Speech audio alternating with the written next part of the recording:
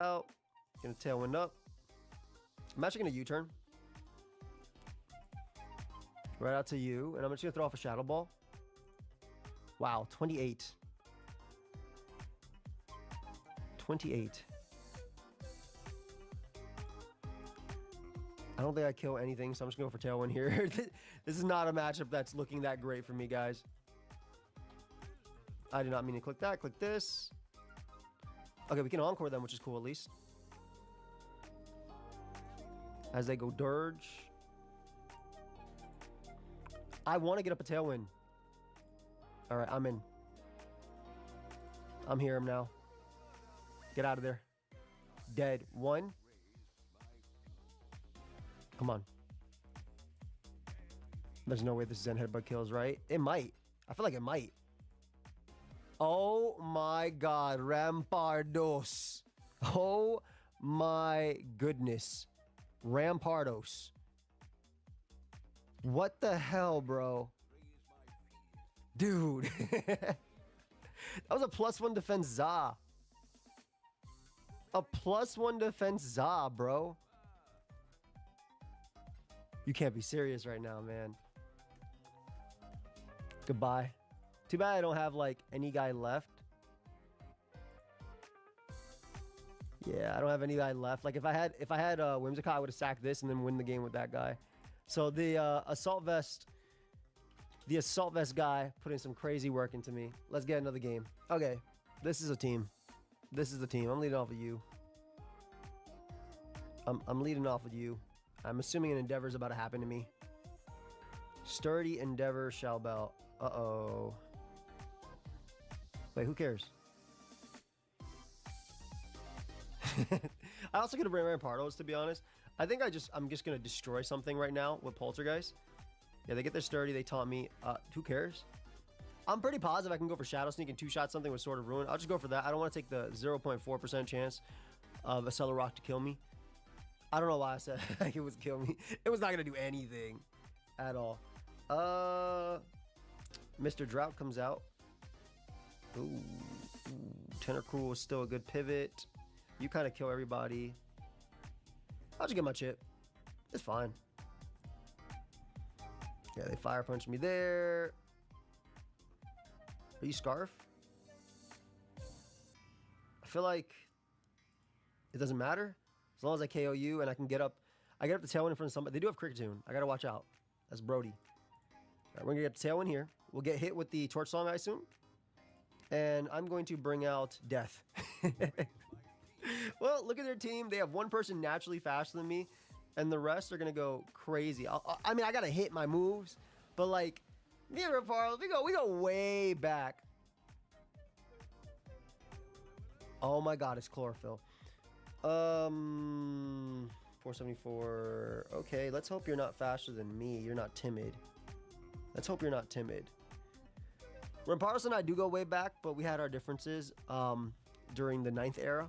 And unfortunately, we were unable to come together and, you know, figure something out. This is going to die. This is adaptability. Like, obviously, Tinted Lens would have been really good for just spamming, but adaptability in this case, just being able to KO everything, seems really cool. Obviously, Dragouge is going to die. Kricketune, I gotta watch out for you. You're a threat. Gotta watch out for you. They go for that Fury Cutter. Uh-oh. What does this mean?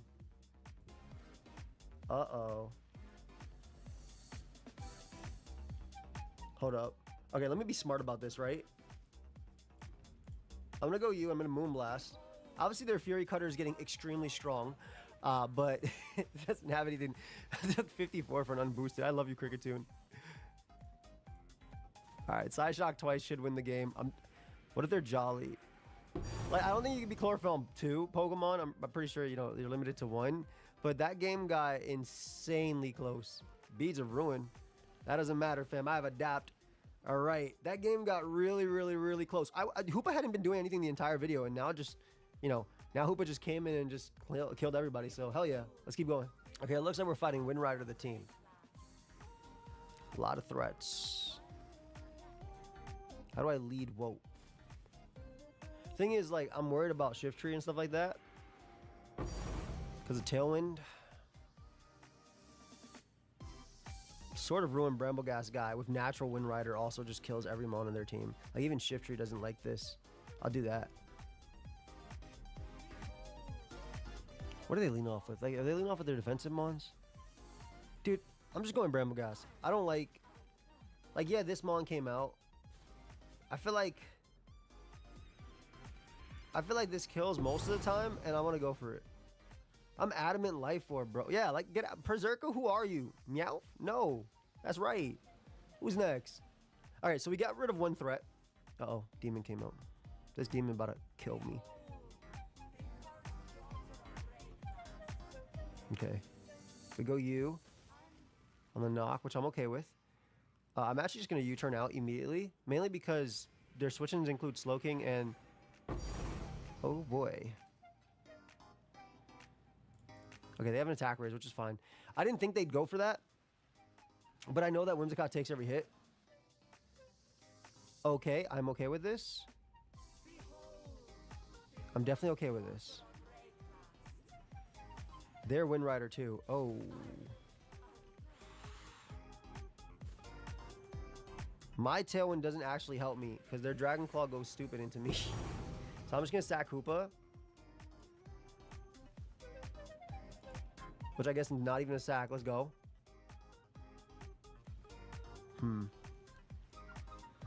Yeah, I don't want to miss, so I'm just going to go for Shadow Sneak. Rampardo still hits hard. They cannot go Cinderace. And only Lou is like the only switch in. So if they go Ace, I mean, they could go Ace, but they can do Sucker on Shadow Sneak. No, you're going to die with Lou. Go ahead and die. I need this to die. I actually need this to die. I'm pretty sure Ace dies to Power Whip as well. I'm not going to lie. But Lou dying would be really good. Okay, so get rid of that threat. I'm going to always Shadow Sneak here for the 1,000,000,000%. Oh my god. I assume this is Magikarp Life Orb. I just saw it take no recoil from Flare Blitz. Could be Rocket, but I think Magikarp Life Orb is better. Please take this. And then we flip turn out on Rampardos, and I bring out my threat. Excuse me, we flip turn out to Rampardos, and we bring out my threat. That flip turn did 15. I would have to assume that this doesn't kill, but it's close. Oh my god. And we have a safe Thunder Punch. Oh no. It's alright. I think Sludge Bomb kills always, so we're good. Beautiful. Alright. So that got pretty close too, but hey, Rampardos did his job, and I'm good. I'm grateful right there. I'm grateful. Let's get another one. Can I just say I also love that I'm able to get games on this, and I'm not even like waiting long at all. I didn't make an announcement that I'm playing. I'm just playing this in the random middle of the next month, and it's just, I'm able to play. I'm very happy about that. Extremely weak to Brambleghast, so we're going to lead off with Whimsicott. And Tablet of Ruin. Oh my god. Okay. We're going to set up a Tailwind here. They ruinate me. I'm going to do a lot, and I don't care what they bring out. Yes, they have Tablet of Ruin, but it's still going to do a lot. Oh my god. Bro, even with Tablet of Ruin, that killed. Isn't that insane? Like, isn't that actually insane just to think about? Corvi comes out. Why is Brave Bird not considered a win move? I think I kill. I think this kills. This is Sword of Ruin. No, I'm pretty sure that killed. That's Sword of Ruin boosted and Wind Rider boosted. Well, maybe it didn't. I mean, the important thing is it died. I just killed some of the most defensive mons of all time. I need to be careful because I am very weak to Regieleki. So I want to actually be safe. I'll be back. Go him with the Fickle. All right, Sludge Bomb looks like it 6-0s their team. Yo, Sludge Bomb looks like it's 6-0s. Well, we can come out. We have all our mons alive. This is the only threat, in my opinion.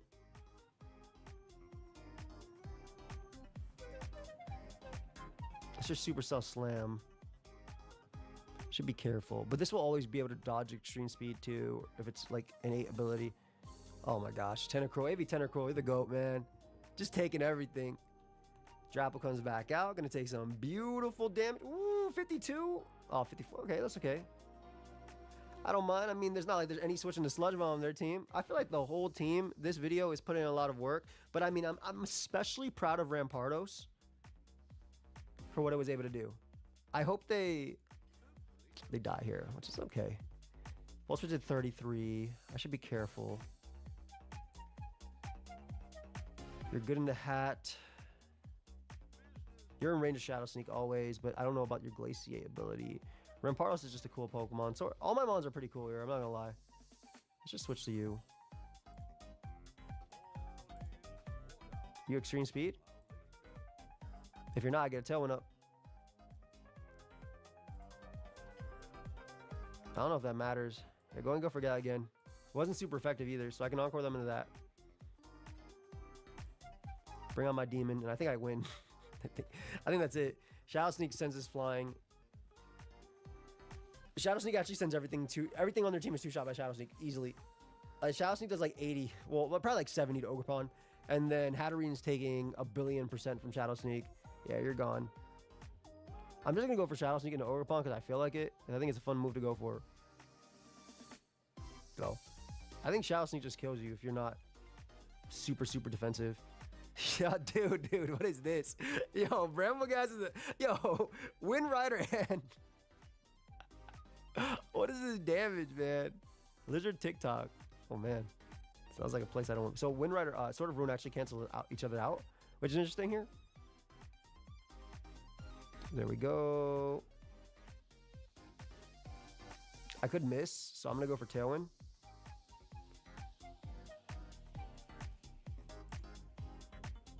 Nice, and we can just go for a safe Thunder Punch and knock them out. Because Rampardos is here to clean up. It's the most accurate move on my team besides Hoopa. Oh, give me that. Yeah. The Rampardos is so cool. The fact that, look at this Life Orb, Sheer Force, Mold Breakers, Wind Rider. That's what I love to see. Let's get another one. All right, rematch time. They had enough, and I respect that. What can we do? No, we should keep you alive. I think it's just Whimsicott.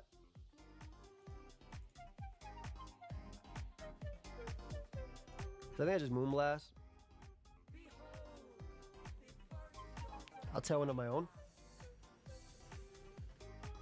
Oh, this is amazing. I actually get great momentum here.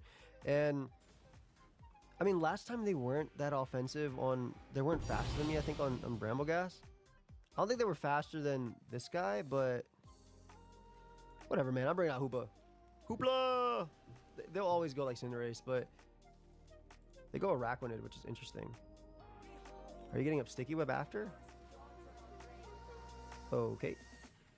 Follow up a nice little Shadow Ball. I mean, I don't think webs matter too much. Maybe they do. They probably do, actually. Mence is the biggest threat. If they want to go Ace, I can sub on Ace. If they go Berserker, I'm pretty positive you die to Shadow Ball. Unless you're Assault. You literally have to be Assault Vest. They go Mence first.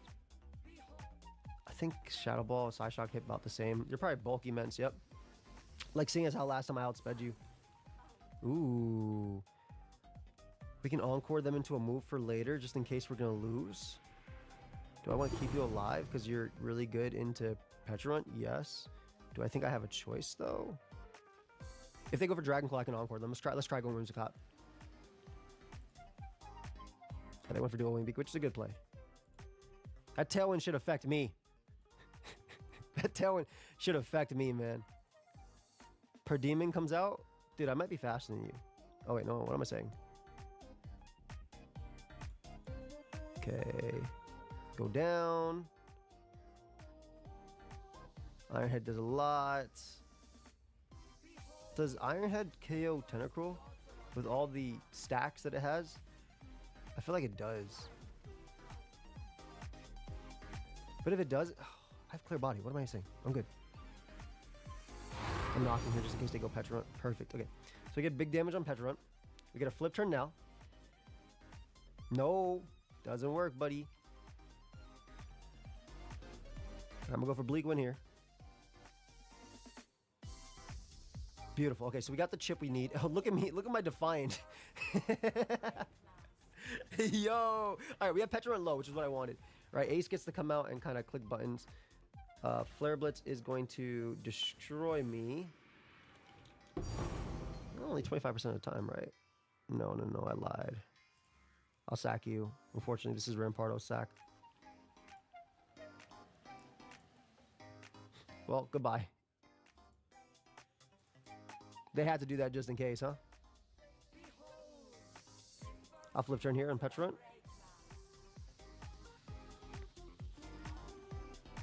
We get to ring you out. We'll go for our very accurate Heat Wave. Taunt, just in case they're Destiny Bond. Berserker comes out. Just in case it's Prankster Destiny Bond. I guess now if it's Prankster Destiny Bond, F it, like it happens. Dude, it's so slow. I think I lost anyway. This doesn't really have the best thing to hit anybody either. All right, good game. Yo, Webs was like, they got me. They got me. They made a change based on the game we played before, and they messed me up with them Webs. They got me. Yo, did literally TikTok add Whimsicott plus Brambleghast to their team after our game? Because am I tripping here? Yo. Okay, buddy.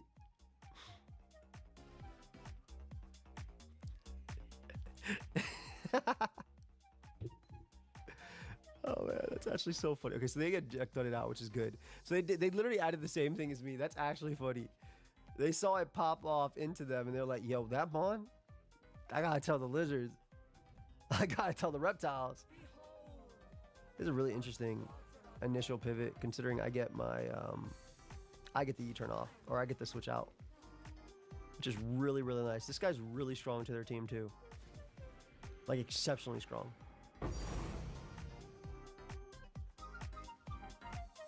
I lied, I guess. I mean, cool. Would have been nice to murder them. If they have power up, I just lose.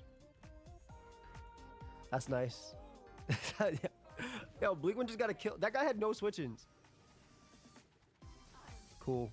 Well, now it's just a slow goob until death do us part. I mean, that's flying moves, right? Flying moves are so strong. Flying stab is so strong that none of them can be accurate, right? They all have to have some sort of thing that messes you up. Every last one of them. Like every last one of them. There's body press U-turn, which means I can go U.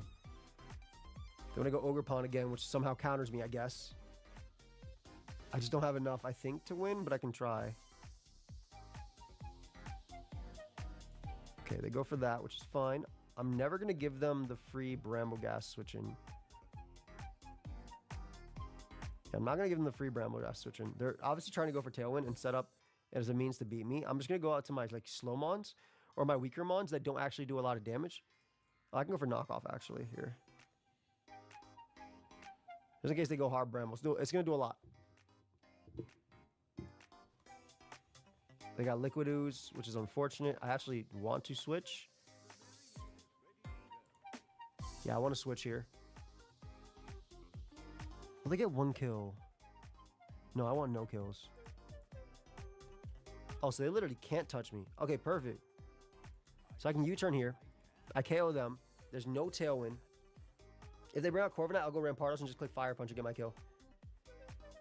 Beautiful. Okay. So they bring out Tentacruel because it's my only option. I mean, they're going to smoke me with Brambleghast, but we'll see. Depends on this endgame is played. Yeah, they go Bramble. Poltergeist instead of Power Whip, maybe?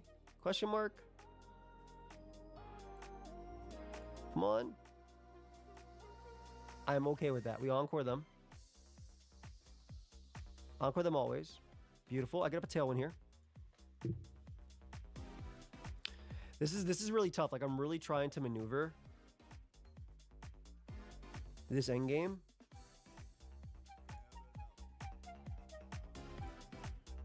I know this looks like I'm in a bad spot, but I'm not. I'm just going to go for Fire Punch here. I need them to give me Brambleghast, basically. They might be Sash, considering they have potential Defog plus Hatterene, but I'm hoping they're not. I need them to give me Brambleghast, though. I need it right. I literally need Brambleghast. Okay, perfect. So now I can get up a Tailwind and try and do things with my Brambleghast. Now they're gone. Giant Threat gone. That did so much as well. Hydrolapple comes out. We have a good switch in Hydrapple. What I'm going to do is, I think, always flip. I'm only worried about I'm only worried about Ogerpon, but I feel like Hatterene, or excuse me, Corviknight is a safer play. Nice. And we can go you, and we can just click Fire Punch.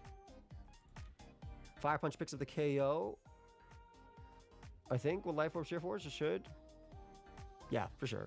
It's Life Orb Sheer Force. Dude, so close. Okay. Not the end of the world, though. Definitely not the end of the world. Because we get a free Moonblast now. This game is like extremely close. It is extremely close right now. Let's go. Ogerpon can come out. I don't really have the greatest switching of all time. Ivy Cudgel doesn't kill me though, even with Sword of Ruin. I'm gonna U-turn.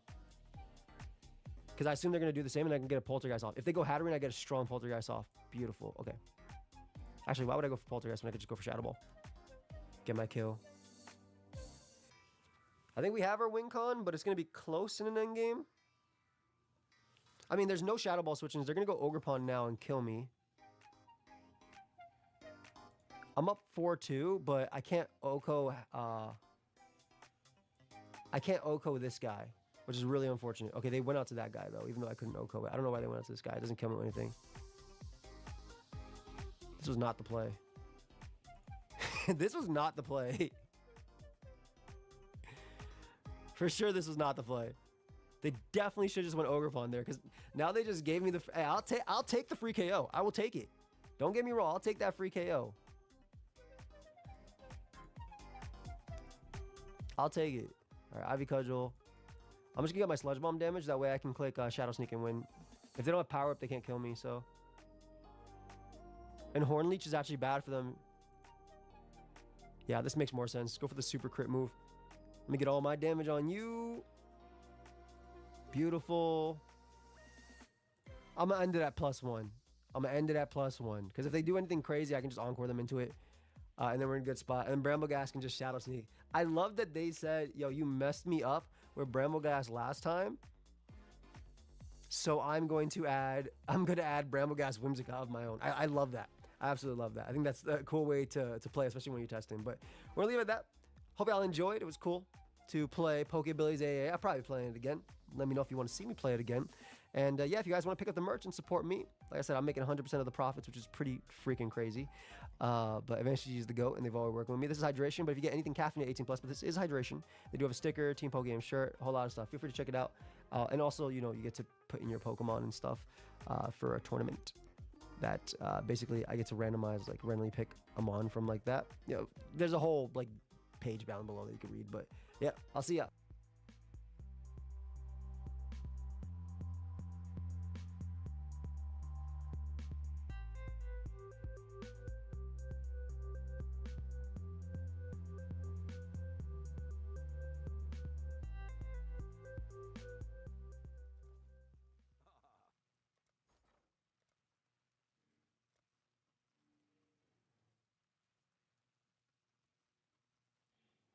I'll put the word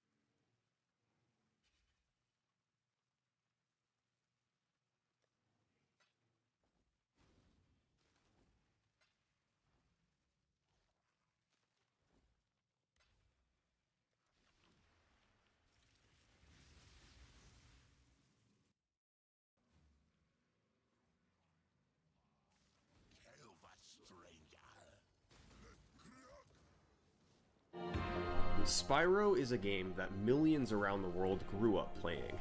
The game simply radiates nostalgia, with its mystical worlds and creative levels.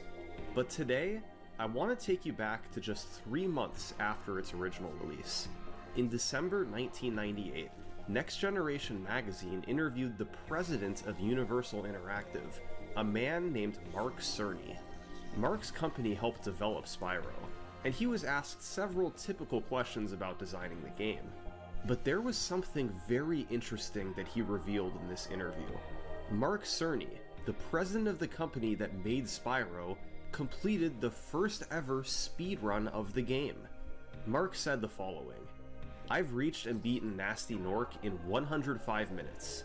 If anyone can beat that, please email me your time." Well, Mark, I hope that you're able to see this video, because even though it took more than 10 years to get going, your game eventually spawned a massive speedrunning scene. And although you set the first world record, future players broke the game apart like nobody could have imagined. This is the history of how they did it.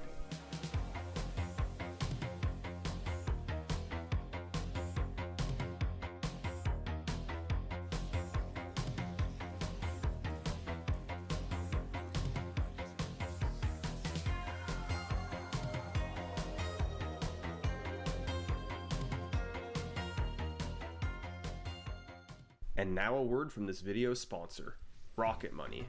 Now, true story, a few months ago my internet provider jacked up the price without me realizing. The bill was on autopay and I didn't see what happened until months later. Luckily, I downloaded today's sponsor to help, Rocket Money.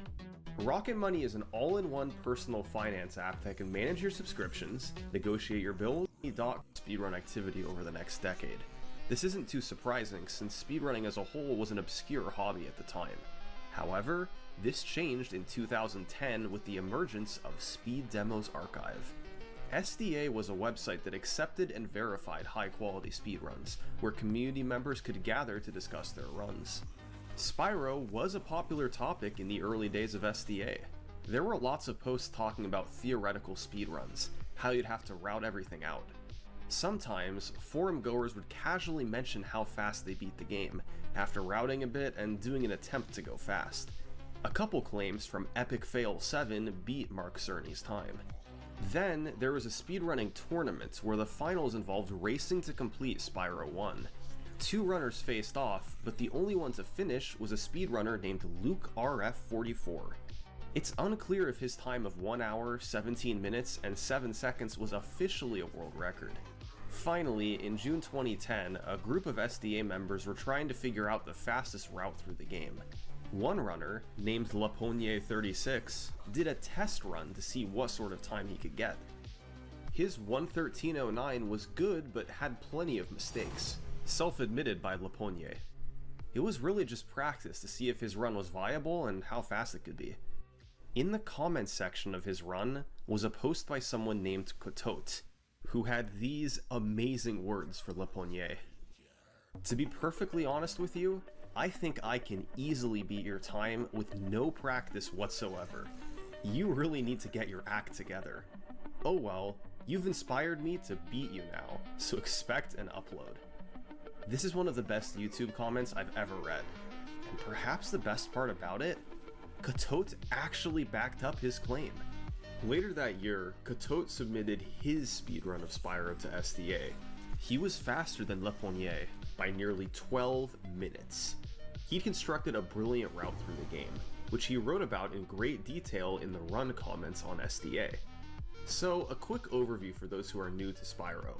Throughout the entire game, you're trying to collect gems, rescue dragons, and recover dragon eggs. These are scattered throughout each of the game's 5 worlds. Each world contains a home world, 3 main levels, a flight level, and a boss level. You can choose which to play and which to skip, but to move to the next world, you must reach a certain amount of dragons, gems, or eggs. So, Cotot had to figure out which levels he wanted to enter, which he wanted to skip, and the optimal route for collecting just enough of each item to move through the game. By the end, you need to collect 6,000 gems, 50 dragons, and 5 eggs, with different checkpoints earlier to keep progressing through the game. The most important part is the gems. There's so many options, with literally thousands to collect across the levels and the homeworlds. To give you an idea of Katote's strategy, let's look at how he handled the first world, Artisans. He rescued 3 dragons in the homeworld, then completed the flight level, which gives 300 gems. He then entered his first main level, Town Square, and collected 4 dragons, an egg, and just over 100 gems. Katote then entered the level Stone Hill, where he quickly got 3 more dragons to reach 10. This was enough to move to the next world, but instead of exiting the level, he stayed a while longer, collecting more gems and rescuing an 11th dragon. This is because it's often faster to collect all dragons in a level rather than entering new levels. You need 50 dragons eventually anyway, so might as well collect more in one place. He even collected 1 more dragon in the homeworld before finally moving to the Peacekeepers world, with 12 dragons, 1 egg, and 460 gems. Katote spent much more time in Peacekeepers than Artisans, as there's more gems and dragons to collect. He played all levels and eventually left Peacekeepers with 27 dragons, 2 eggs, and 1,735 gems. Still a ways to go. Next up was Magic Crafters. Katote said this world contained his worst level of the run, Wizard Peak. He got unnecessarily hit a few times, died once, and was sloppy collecting gems. But he did collect a lot of gems in this level and the rest of the world. He reached the 5 eggs he needed, and left the world with 41 dragons and 3,544 gems. The next world was Beastmakers. It contains the infamous level Treetops, which many players struggled with as a kid. At one point, Katote had to do a series of supercharges and then a glide to just barely make it over to an island, which contained both a dragon and about 100 gems. He couldn't afford to skip it, and he died once trying, but he did reach it on the second try. Later in the level, he rescued another dragon and got 300 more gems. By the time Katote finished Beastmakers, he'd gotten his 50th and final dragon. Now it was time for Dreamweavers, where he could focus solely on collecting gems.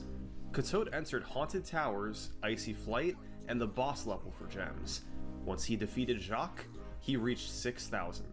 After 57.5 minutes, Katote had collected everything needed to finish the game. It was time to head to Nasty's world. This world contains 2 main levels, Nork Cove and Twilight Harbor, and then the final fight with Gnasty Nork. Katote just had to avoid any big mistakes. Both main levels contain a myriad of enemies, but he played well, never dying and taking just a few hits. Finally, in Gnasty Nork, Katote chased down the thieves for the 2 keys, chased Gnasty Nork himself, and platformed to the end. Game complete in 1 hour, 1 minute, and 46 seconds. In the run description, Katote pointed out that he could have picked up more gems in the early worlds where the game is the easiest. Instead, he had balanced it more through the game, collecting the most in the middle worlds. His run went on SDA and was recognized as the world record. Many site members congratulated him, as this was by far the best speedrun the game had ever seen. But as good as it was, it didn't last very long. Lots of speedrunners were interested in Spyro, and Katote's run just gave them more motivation to try. One such runner was Crash4. 1596. We'll just call him Crash. At the very end of 2010, Crash beat Katote's run by 5 minutes, partially because of the version of the game he played. Crash played on NTSC, while Katote played on PAL. PAL has a slower frame rate and load times, and although the developers tried to compensate by making Spyro run faster, it's still 1 to 2 minutes slower than NTSC, so Crash had a built-in advantage. But that wasn't all that Crash did to save time. It was all about the routing. Crash front-loaded his gems, collecting more in the first 2 worlds, which let him skip things in the rest of the game. He was able to spend far less time in the levels High Caves, Wizard Peak, Treetops, and Metalhead. He didn't even bother entering Haunted Towers and Dreamweavers. This all added up to multiple minutes of time saved, leading to a final time of 56:08. And Crash wasn't done. A month later, he beat his record in a tournament race with a 55:35. And a few months later, he did it again with a 54-44, specifically playing on POW so that Katot could compete with him. This time, he front-loaded his gems even more, collecting an extra 300 in Beastmaker so he could skip the level Jacques in Dreamweavers. Clearly, a trend was being set. Collect more gems early so you can skip levels later. Over the next few months, Crash made posts on TAS videos and SDA that offhandedly mentioned new times he'd set on Spyro 1, 54:23, and then a time in the 51-minute range. It's possible there were more records in between, but it seems like Crash didn't bother recording these runs because he felt he could do better. He was pulling away with the Spyro 1 record. Then, in late 2011, another top-level runner emerged, a player named Surreal. He'd been a speedrunner for a while, and since Spyro was a childhood game for him, he decided to give it a try. And perhaps more than any runner before him, Surreal did an enormous amount of research into his route. Rather than building on past runs, he essentially started from scratch and tried to create the best route possible. He developed a concept called the gem-to-time ratio. It's a way to figure out which gems are the most time efficient to collect. For instance, if I can collect 10 gems over there, but it takes 4 seconds, the gem-to-time ratio would be 2.5. Surreal tracked this through the entire run and mapped out what he felt was the optimal route for collecting gems. Surreal regularly raced on speedruns live and set several world records in the process, but he also streamed to Justin.tv, and on March 21st, 2012, he set a new record on stream with video that has survived to this day. This was a huge improvement over the last run with video footage, a 48:58. How did Surreal save nearly 6 minutes? Well, 2 minutes came from NTSC versus PAL. The remaining 4 were because Surreal was built differently. He demonstrated cleaner movement throughout the whole game, which allowed him to pick up time in level after level. He shifted his gems around so that by the time he made it to Dreamweavers, he barely had any to collect. He just picked up a couple hundred in Jacques, then was off to Nasty's world. In Nork Cove, he went for a trick called a wall glide to skip a chunk of the level. While gliding, you can angle Spyro into an inclined surface, and it'll maintain his height or give him more height. Then, by landing in the water repeatedly, you can just barely make it to the ledge. It was first used in a task by Leponier, and Surreal implemented it in his run. So, a new gem route, new tricks, better gameplay, and a 48:58, miles ahead of anybody else playing Spyro. And the best part? Surreal was just getting started.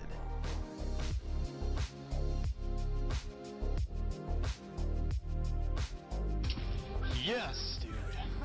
It's not sub 48, but that's pretty good.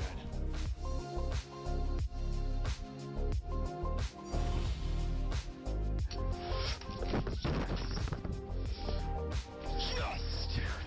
Surreal was Spyro's first great speedrunner. Throughout 2012, he lowered the Any% record over and over, streaming all of it live to his fans on Twitch. Most of his videos survived, and it's fascinating to see his gameplay evolve. Starting with his 45:46, Surreal radically changed his gem route yet again.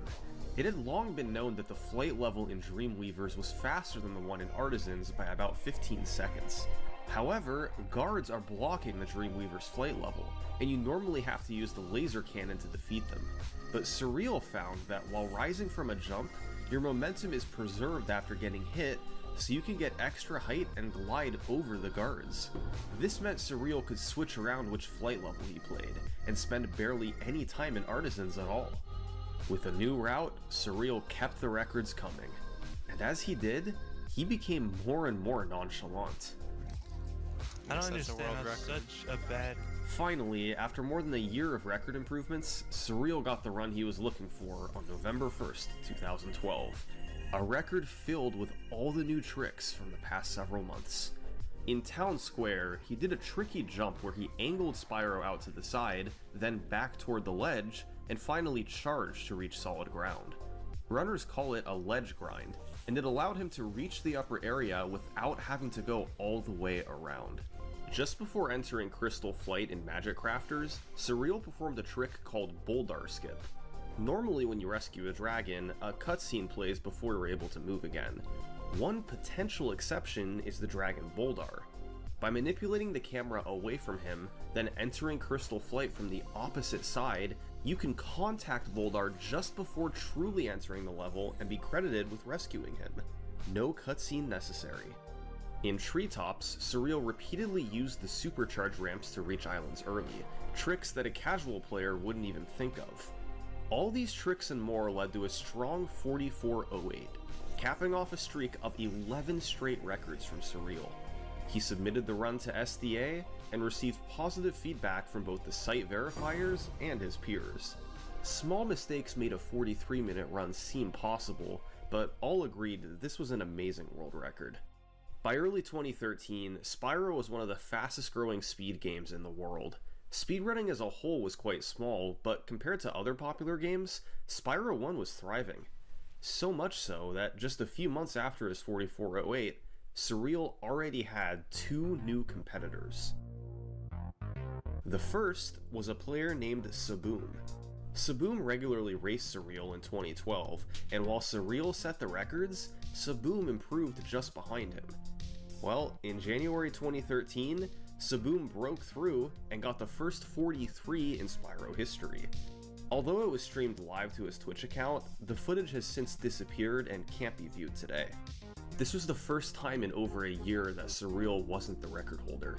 Unsatisfied with this development, he began attempts to take back the record, and it only took him a few days. He cleaned up some mistakes from his 44.08 and beat Saboom by 2 seconds, with a casual "guess I should highlight this" in the description. Surreal still had a bit of an advantage over Saboom, but I mentioned he had 2 competitors. One was Saboom, and the other was BJ. BJ is an interesting case. While Saboom clearly raced alongside Surreal and improved, BJ was more on his own, yet he improved fast. In December 2012, his personal best was over an hour. By February, he had a low 44. I don't know how he did it, but in a matter of weeks, BJ went from a noob to a world record contender. But one lesson he had to learn: it's one thing to be a contender, and it's another thing to actually break a record. On March 7th, 2013, BJ was a bit behind the record going into Beastmakers, but an excellent world pushed him up to essentially tied. Coming down the home stretch, he had only Dreamweaver's and Nasty's world remaining. He played Icy Flight, but needed a lot of gems in Jacques to reach 6,000. Just give me all the gems. That's what I need right now. BJ collected some gems, then glided across this gap. On the other side was a group of armored horrors. All you have to do is jump up and charge them. What? I'm sorry for blowing you guys' ears out, but what just happened? He bonked, and the enemy knocked him off.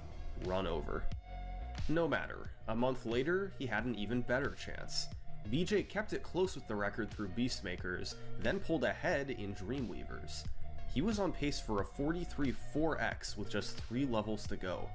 Nork Cove and Twilight Harbor both went fine. Now it was time for Nasty Nork. Here at the start, there are 2 thieves holding keys that you must catch, one after the other. It's very important to catch them as soon as you see them. If you miss, you have to chase them down. BJ just had to make sure they didn't slip by him.